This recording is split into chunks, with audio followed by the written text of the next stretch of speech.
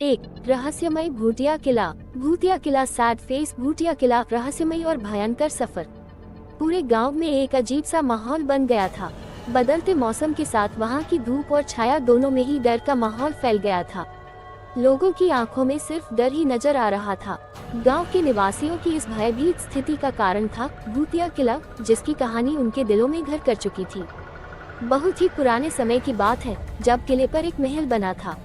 वहाँ के बड़े बड़े दरवाजे, सुंदर और कलात्मक सजावट देखकर लोगों को ऐसा लगता था कि किला किसी महान राजा की राजधानी हो सकता है। परंतु ये दृश्य तो केवल बाहर से ही देखने के मिलता था, क्योंकि जैसे ही कोई व्यक्ति किले के अंदर कदम रखता तो वह अद्भुत और डरावनी घटनाओं का शिकार हो जाता। कहते हैं कि रात्रि के समय किले की दीवारों से डरावनी आवाज सुनाई देती थी, जैसे कि कोई अदृश्य शक्ति उनकी ओर आ रही हो।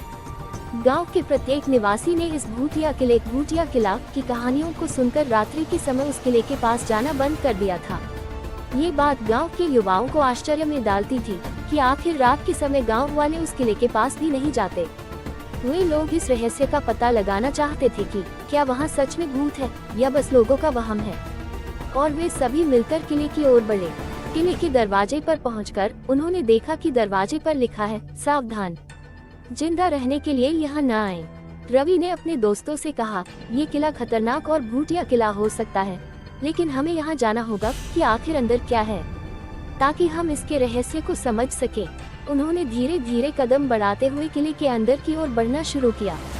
किले के अंदर एक डरावनी सी शांति का माहौल था। उन्होंने धीरे से आगे बढ़ते हुए एक बड़े कमरे में पहुंचा, जहां एक विशालकाय चिराग जल रहा था। तभी उन्होंने एक कमरे की ओर देखा, जहां एक बहुत बड़ा पुराना पुस्तकालय था। उन्होंने पुस्तकालय में जाके देखा कि पुस्तकालय में अनगिनत पुरानी पुस्तकें रखी हुई थीं। उन्होंने एक पुस्तक उठाई और देखा कि यह एक प्राचीन डायरी थी, जिसमें एक यात्री ने इस किले में हुए अपने अनुभव के बारे में लिखा था।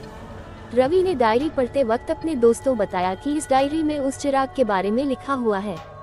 रवि और उसके दोस्तों ने डायरी पढ़ने के बाद चिराग गढ़ के रहस्य को समझ लिया। किले के अंदर वह चिराग शक्तिशाली मंत्रों और जादू से बंधा हुआ है, जिसे एक प्राचीन योगी ने बनाया था।